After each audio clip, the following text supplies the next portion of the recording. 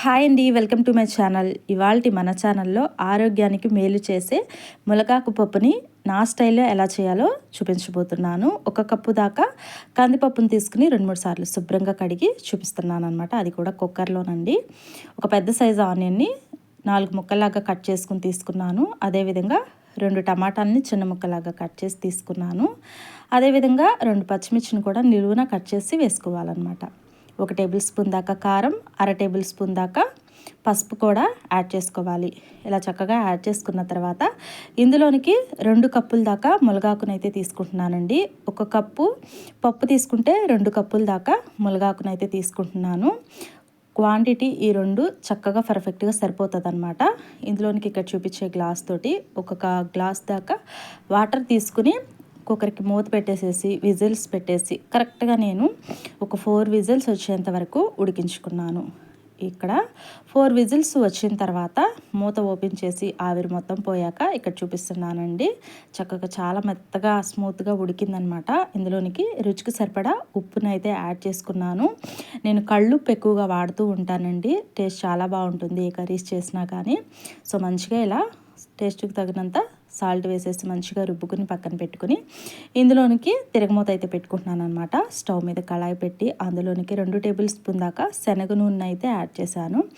ఆ తర్వాత 1 table spoon దాకా ఆవాలు, 1/2 టేబుల్ స్పూన్ దాకా జీలకర్ర, అదేవిధంగా 1/4 టేబుల్ స్పూన్ దాకా ధనియాలు, 2 టేబుల్ స్పూన్ దాకా పల్లీలు, 2-3 రెడ్ మిర్చిని అయితే విరిచి ఇలా కట్ చేసి అయితే వేసుకుంటున్నాను అనమాట.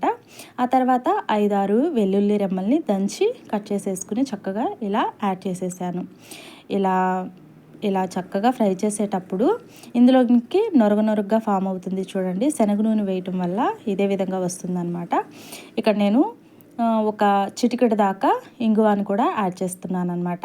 ఇలా ఇంగువాని యాడ్ చేయటం వల్ల మంచిగా డైజెషన్ అవుతుందన్నమాట. సో మంచిగా చక్కగా ఇలా పప్పుల కూరలు కానీ ఆకుకూరలు కానీ ఇలా వేసుకున్నప్పుడు ఇంగువాని యాడ్ చేసుకుని తప్పనిసరిగా ఒకసారి ఇలా మంచిగా వేసుకుని తిన్నట్లయితే చాలా టేస్ట్గా ఉంటుందన్నమాట. ముందుగా రుబ్బు పెట్టుకున్న ములగాకు పప్పులోనికి తిరగమూతనైతే యాడ్ చేసేసి మంచిగా ఒకసారి ఇదే విధంగా కలిపేసుకోవాలి. చక్కగా ఇలా వేడి అన్నంలో కొంచెం ములగాకు పప్పు కూర వేసుకుని మంచిగా 1 టేబుల్ స్పూన్ దాకా నెయ్యి వేసుకుని అలా తింటూ ఉంటే ఎంత బాగుంటుందో మాటల్లో చెప్పలేమన్నమాట. డెఫినెట్లీగా మీరు కూడా ఒకసారి ట్రై చేయండి. ఇది ఆరోగ్యానికి చాలా మంచిదండి. పెద్దవాళ్ళ నుండి చిన్న పిల్లల దాకా ఇలా చక్కగా కర్రీ చేసుకుని తినడం వల్ల ఎన్నో ప్రయోజనాలు ఉన్నాయన్నమాట. డెఫినెట్లీగా మీరు కూడా ఈ ఆరోగ్యకరమైన హెల్దీ రెసిపీని ట్రై చేయండి. ట్రై చేసి మీకు ఎలా కుదిరిందో కామెంట్ సెక్షన్లో కామెంట్ చేయటం అస్సలు మర్చిపోకండి. మరి ఈ వీడియో మీకు నచ్చిందా? నచ్చితే కనుక లైక్ చేయండి, షేర్ చేయండి. పక్కనే ఉన్న బెల్ ఐకాన్ని క్లిక్ చేసినట్లయితే నేను పెట్టే వీడియోస్ అన్నీ మీకు నోటిఫికేషన్ ద్వారా అందుతూ ఉంటాయి. ఇంకా మన ఛానల్ని కొత్త వాళ్ళు కనుక ఎవరైనా చూస్తుంటే తప్పకుండా మన ఛానల్ని సబ్స్క్రైబ్ చేసుకోండి. ట్రై చేసి మీ ఫీడ్బ్యాక్ని తెలియచేయటం అస్సలు మర్చిపోకండి. Thank you for watching. Have a nice day.